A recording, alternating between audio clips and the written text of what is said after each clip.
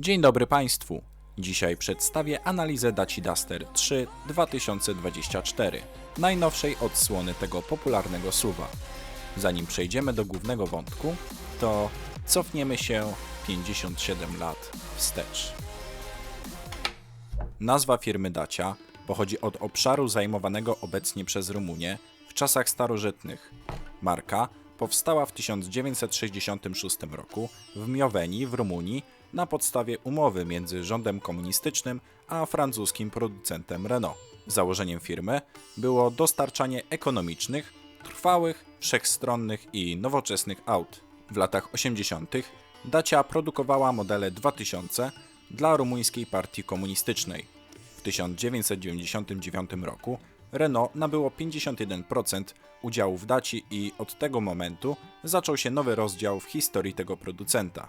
Protoplastą Daci Duster była Dacia Aro 10, która dzieliła komponenty z Renault 12 i była produkowana od 1980 do 2006 roku. Samochód miał złą opinię wśród klientów i w celu zmiany przekonań konsumenckich dokonano zmiany nazwy na bardziej kojarzącą się z jazdą terenową.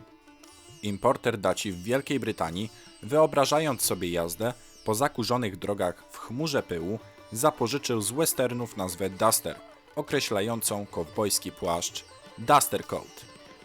Rebranding dokonany w 1985 roku nie zmienił nastawienia klientów do Daci Aro, ale stał się podwaliną pod dzisiejsze auto terenowe tej marki. Koncept nowego SUV-a marki Dacia i Renault zaprezentowano w 2009 roku w Genewie. W 2010 roku pierwsza generacja Daci Duster weszła do produkcji. W 2013 roku we Frankfurcie zaprezentowano wersję po liftingu. Oprócz zmian wizualnych w 2015 roku auto wyposażono w nowy silnik 1.2 TCE 125, natomiast w 2017 roku wprowadzono na rynek drugą generację tego samochodu. Poprawiono jakość wnętrza i użyto lepszych materiałów. W autach stosowano również silnik 1.5 DCI, który miał w miarę dobre opinie. W autach oferowany był również silnik 1.6, który był dobrym wyborem na początku produkcji, natomiast wraz z kolejnymi modernizacjami i postępującym skomplikowaniem był mniej konkurencyjny od silnika 1.2 TCE i 1.5 DCI. Dacia Duster wykorzystuje sprawdzone technologie Renault i Nissana, ale nie obyło się bez wpadek. W pierwszych Dusterach kołysały się fotele, zdarzały się niedziałające zamki, klakson i klimatyzacja. Pękały szyby, rozpadały się uszczelki drzwi. Najbardziej niebezpieczne okazywały się awarie hamulca ręcznego, skrzyni biegów i wspomagania. Wielu kierowców sygnalizowało problemy z korozją. Problemy te skończyły się wraz z wprowadzeniem drugiej generacji. Od początku produkcji do dziś fabrykę opuściło 2,2 miliona Dusterów, a rumuńska marka jest 10. siłą na europejskim rynku. Jednym z najważniejszych rynków zbytu dla Daci jest Polska. W listopadzie 2023 roku zaprezentowano model Dacia Duster trzeciej generacji, która wejdzie do produkcji w 2024 roku. Zamówienia ruszą w lutym, jazdy testowe w kwietniu, a pierwsze egzemplarze trafią do nabywców w maju. Cennik będzie startował od około 90 tysięcy złotych. Dacia postawiła na nowoczesny design, który chociaż łączy ostre linie z prostymi bryłami, wygląda lekko. Wiele rozwiązań stylistycznych z koncepcyjnego Daci Bigster, która zadebiutuje w rynku w 2025 roku, znalazło tu zastosowanie, co bardzo cieszy. Przód został zarysowany pionowo i współgra z osłonami nadkoli i szeroką pokrywą bagażnika. Boczne listwy, połączone z osłonami nadkoli i zderzakami, podkreślają terenowy rodowód tego pojazdu. W nowej Daci Duster celowo zrezygnowano z lakierowania osłon, które są barwione i dzięki temu nie tracą koloru, nawet gdy zostaną zadrapane lub porysowane. Wykorzystano tworzywo zawierające do 20% materiałów z recyklingu pod nazwą Starkle, a zastosowanie białych drobin tworzy efekt groszkowania. Motywem przewodnim dla nowej Daci jest kształt litery Y. Znajduje się on nie tylko w reflektorach przednich i tylnych oraz w elementach nadwozia, lecz także we wnętrzu pojazdu, na podłokietnikach, na nawiewach i drzwiach. Kabina pojazdu cechuje się prostotą, a konsola centralna i deska rozdzielcza są intuicyjne i nie powinny sprawiać problemów w obsłudze. Dacia postawiła również na przestronność. Chociaż podkreślić należy, że auto dalej plasuje się w segmencie B, posiada rozstaw osi 2657 mm, a długość całkowita wynosi 4343 mm.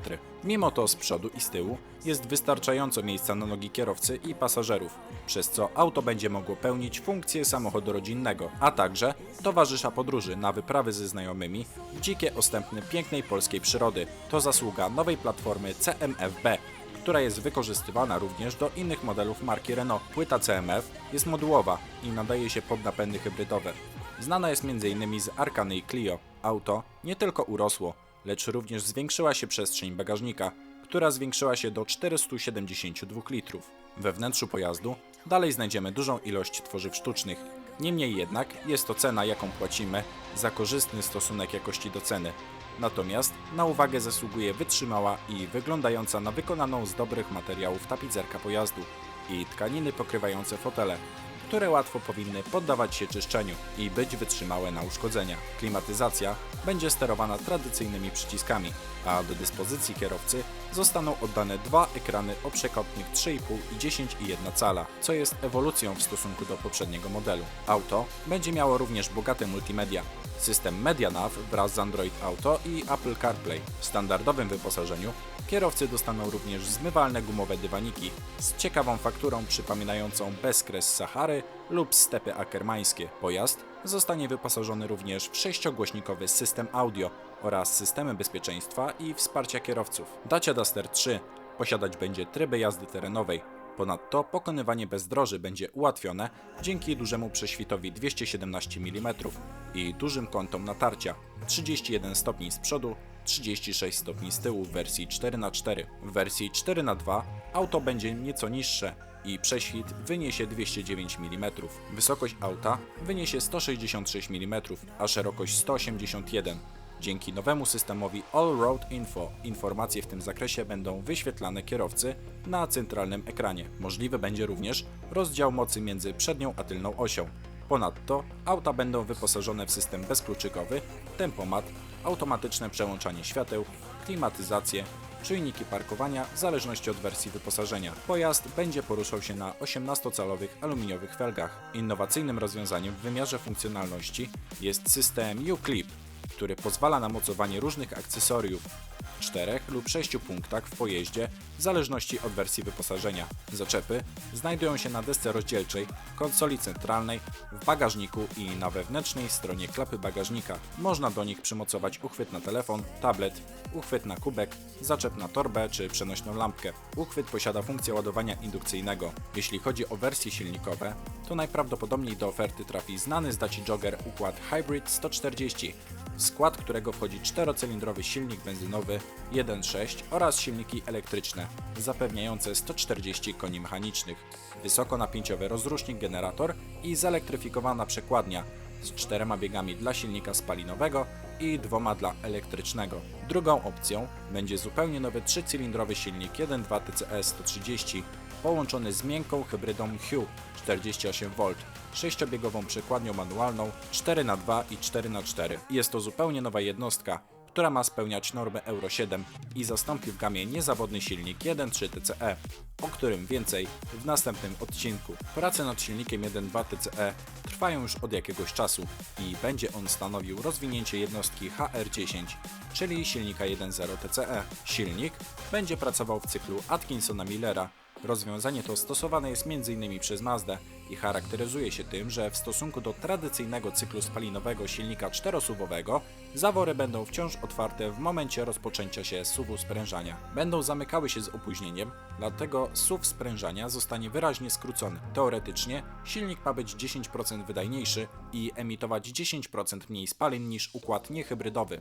Minusem tego rozwiązania jest brak optymalizacji w zakresie mocy maksymalnej silnika, natomiast korzystnie wpływa na obniżenie zużycia paliwa i podzespołów. Oczywiście silnik ten posiada 3 cylindry i nie ma z 1.2 TCE, D4F i H5F nic wspólnego, co już jest tradycją w stosowanym przez Renault nazewnictwie silników. Oprócz powyższych jednostek tradycyjnie znajdzie się w pojeździe napęd EcoG 100 zasilany gazem LPG.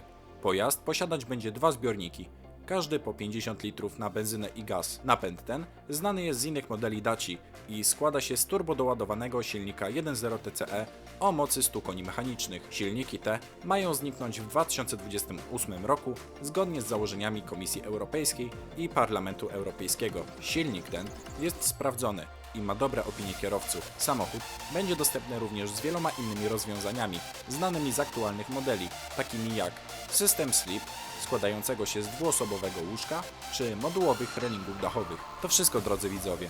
Mam nadzieję, że odcinek Wam się spodobał i docenicie naszą pracę łapką oraz subskrypcją. Widzimy się wkrótce. Cześć!